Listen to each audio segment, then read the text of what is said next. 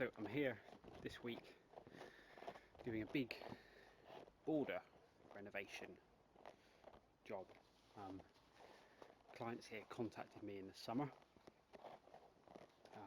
It's quite a substantial property, this one, which they'd had sort of landscaped and stuff a few years back, and they've got a gardener here already who does the lawns and the hedges, and by all accounts does a fab job. And they've had other people come in who you will all have heard of, who label themselves as gardeners but who aren't, who have been looking to tend the borders but just hasn't happened. So I've been coming in, started this week, and renovating a lot of the overgrown borders. So hard pruning some shrubs, sorting out climbers, and lots of dividing and transplanting of perennials and things. So what I've been doing here, for example, is pruning wisteria, hard pruning a winter jasmine, and just cleaning up ivy and rubbish that can kind of grow around over the years. And then essentially I've lifted up all of the herbaceous stuff in here and divided it up and replanted, so things have got its own space. There's nothing hugely exciting in here, it's all relatively bog standard stuff. Catmints, leucanthemums, which are the big white daisies, sedums, cephalarias, Michaelmas daisies this time of year. I've divided and moved a few peonies around. So it's quite sort of basic herbaceous stuff which you can divide in the autumn or the spring, but it's nice, interesting work. Clients wanted the front of the house really improved, so that's what we've done here. This was a patch of Michaelmas daisies that had just spread everywhere, so we've thinned them out and then replanted with daylilies. There's a peony back there which I've transplanted from elsewhere. Divided up the clumps of Michaelmas daisies, even though they're in flower now. It was a needs must sort of thing. Agapanthus and geranium, so kind of bog standard stuff.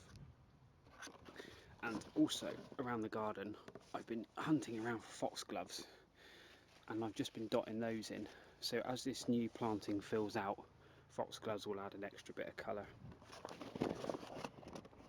So it's a good job to do in the autumn or the spring. A couple of pointers. These guys contacted me in the summer to do this work, and I said, this has got to be done in the autumn, so we booked it in for the autumn, and I specifically told them not to do any work themselves on the borders before I got here, because coming into the autumn, some clients want to be too tidy and they could have cut down a lot of the herbaceous stuff, and whilst I probably still could have identified it, it makes it a bit trickier. But if they can leave the old seed heads on for me to do, I can see exactly what I've got to do and what things are. So when I'm doing this job, I generally lie down bits of tarp on the grass. When I divide things up from the border, I'll remove them on there so I'm not making a mess of the grass, and then put them back in as and when I need them. This was a renovate and bring in new stuff, so we've used a lot of the existing plants in here to keep costs down, and because they're still good plants. And we got a few gaps, like around here, around these shrubs, where I can bring in additional planting that's going to flower at different times and bring different sort of leaf shapes and stuff to what we've got in here already. So I'm crying off sick today. The world and his wife at the moment seem to have this cold and sore throat and whatever that seems to be going around, and I never get ill. I think this is certainly the first time I've had to call off sick for a customer. Certainly this year, probably for about 18 months, I didn't get ill. But I couldn't, I had a 45-minute drive to get to this customer today, which is a bloody long way. I don't normally drive that far, but it is a good earner. But I just couldn't face it, and the garden's up together anyway. So I called that one off, and she's laid up with it as well, so she understood. But I can't sit at home. I can't sit at home and do nothing, because I feel guilty. If I sit at home and do nothing, I feel guilty. I feel like I'm being lazy, which is madness. Do any of you feel like that ever? You can't sit still and do nothing because you feel guilty? But who do you feel guilty at? You want no one to feel guilty too, but you feel guilty. Anyway, so I've got to do something today. So I'm going to write myself a little list and get on and do some little bits and pieces and try and get home for about midday, and then see if I can sit and do nothing. Right, so I need to get to the post office first, pay in some checks, then I need to go and pick up some bags of waste. I sometimes leave waste bags with customers, they empty it themselves, then I'll go and pick up the bags. I can do that as long as I know that I'm getting them back. Then I need to, what do I need to do then? I need to go to the tip. I've got a van full of waste, so I can go and get rid of that, and I need to take my car because I need to pay for the waste removal. And then I need to go to the nursery. I need to get some winter bedding because it's getting to that time of year, and I hate bedding plants, but I need to pick up a few for some customers.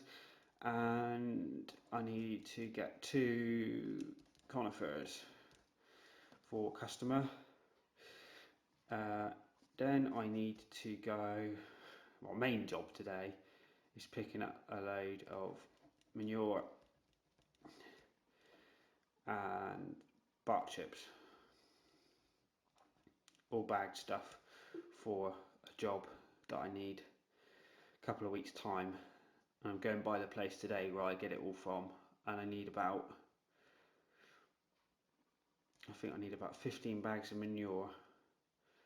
I probably need about 20 bags of bark chips. I always over order. Post office, pick up the bags, go to the tip, go to the nursery, get the plants, come back, unload,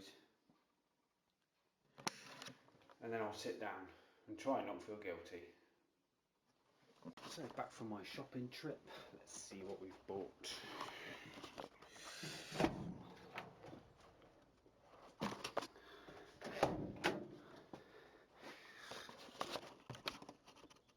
I'm very glad now that I've got a big van. So, what have we got?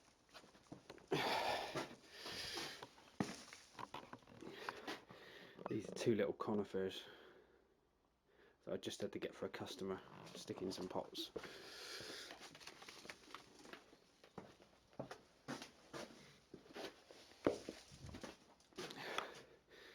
These are, what are they, cryptomerias, I think.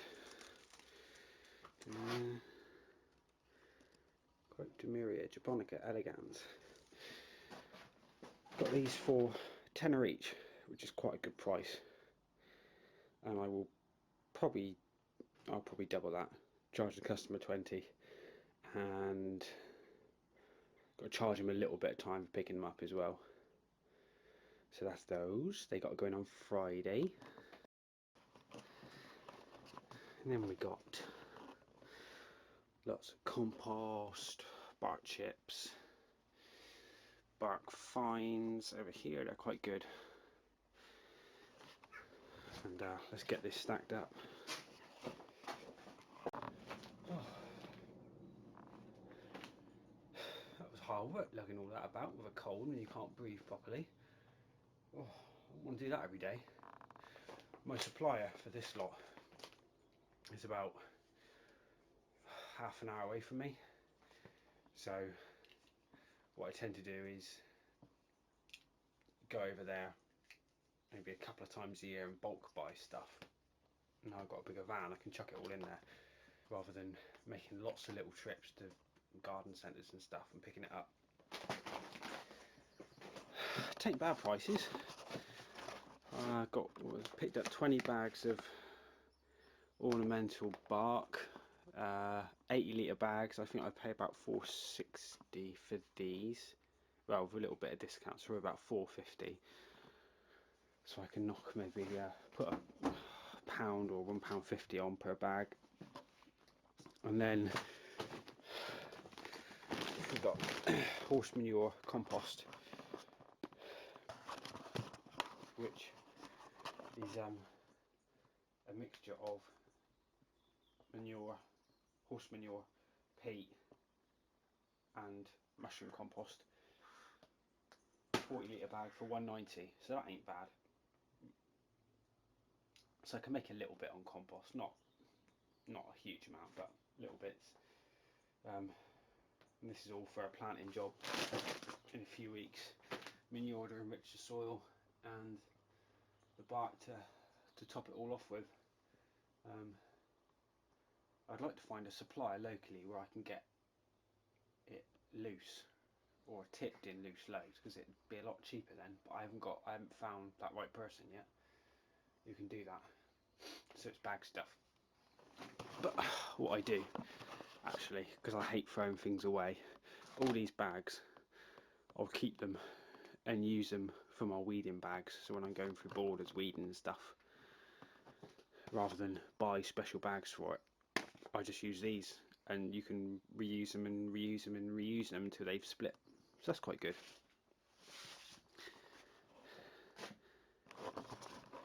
Tell you what though, what I can't understand. You got all that there, right? It's about 120 quid's worth. You know, I said I hate bedding plants. Right. This is what I got for winter bedding plants. This here was £104. All of that, 120. 104, 120. And that's 104 without even my markup and time for getting it as well. That's what I don't like about bedding. There's so much waste and it's so much money for such little impact, but people seem to like it. It's hard to try and find exciting winter bedding. I've gone for your more traditional violas and primroses, but I tend to go for single colours and normally white, just so it looks a little bit more refined, I suppose. We got some little patio ferns. I use these in hanging baskets actually quite a bit.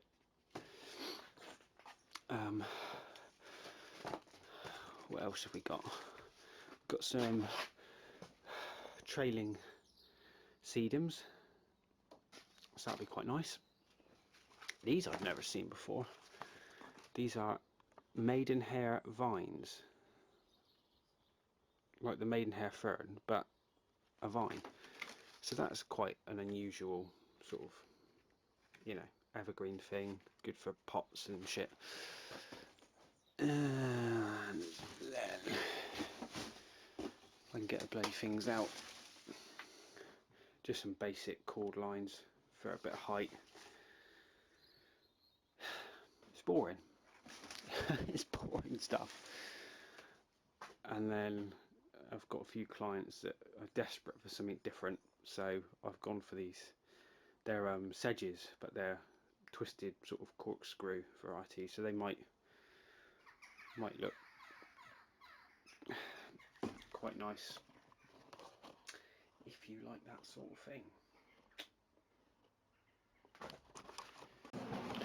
So this was the job that I got the bark chips and horse manure for. So effectively this was all lawn before up to the hamstone wall. Job was to kill off and strip off the run of turf there, remove that, and then plant all the shrubs. Clients supplied all the shrubs themselves, so I didn't actually get any money off those. They supplied them, so it was just a case of turn up, plant them. Dug a lot of horse manure in to give them a bit of a boost, and then topped it off with bark chips. And this was about, I think this was pretty much a day's work, all in all. So the following video is dedicated to YouTube sensation Mr. Jason Gardner, pruning expert, hedge cutting wizard, chipping god. I can't compete with him, but I'll do my best. If you haven't seen Jason's videos on YouTube, where on earth have you been? Right, let's get her started up. Let's annoy the neighbours with some noise.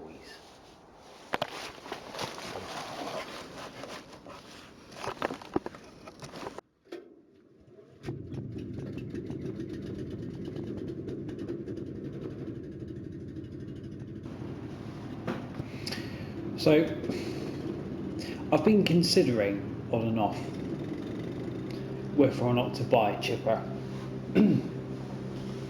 But at the moment I don't really feel that it's worthwhile for me. I don't use one as often as I would like to be worth the investment. This one I've hired in for the week, and I got a couple of jobs to quote for, this one in particular, which required quite a lot of waste removal. So I kind of persuaded them to wait for a couple of months because I was just so booked up. I said, look, can you wait until the autumn to get this job done? And luckily they did. So I've hired in this chipper for a week. It's a Timberwolf chipper. I think it's reasonably typical sort of type that a lot of hire centres have. So it chips up to 3 centimetres in diameter, and I got this one from Speedy Hire, who I use local to me, and I really like them because they're good guys in there. They seem to treat you as the customer quite well, and I got this for a ridiculous price of £80 for the week, which works out at just over £10 a day for a machine that from new costs about £3,000.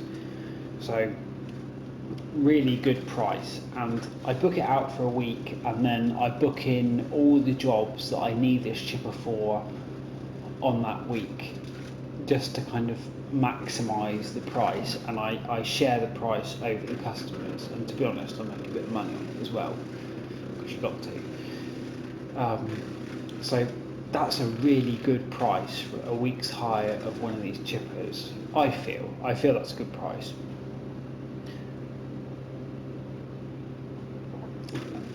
But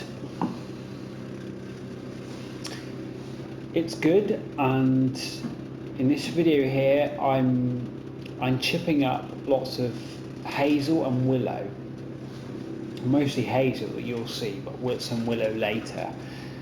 This is hazel that's been cut about 4 years ago, so it has grown back in very straight stems, and because it's straight stems, this chipper is, it's easy peasy lemon squeezy. But on this job at the front of the property, I was chipping up some pretty established conifers and a lot of elder actually, and it was a bloody nightmare. I hated it. And although it chipped it up okay, every single branch, you'd feed it into the entrance chute, and you'd need to almost force it down in. If the branch wasn't perfectly straight, it would go so far and then it would stop. And I think that's because it's gravity fed, and it just like you want to chuck it in and you want the machine to pull it in itself and chip it up. But this thing, almost every branch you had to stop and push it in, or have another stick to hand and kind of sort of ram it down in to get it through, which made it quite sort of tedious to do. But it got it done. You know, when the wood's actually in there, it chips it up quite nice. But if it's anything other than straight timber, it's hard work. But you know, compared to chipping, you know, if I had to chip all this up, if I had to like, cut all this up into dumpy bags, load it in my van, take it to the tip, which is 20 minutes away, queue up, empty the bags, pay it would cost a lot more. So it has saved me on these jobs. So maybe once or twice a year I hire in a chipper like this to do these works. I still think about buying one every now and again. You know, come the end of the year when you're faced with a big tax bill, I think, well, maybe I should buy one to try and, you know, offset some tax against it. But I haven't done that yet. But, you know, maybe that's something I need to think about in the future. But, you know, it got this job done for me. I can just load up the hazel, chip it into the hedge, and off we go.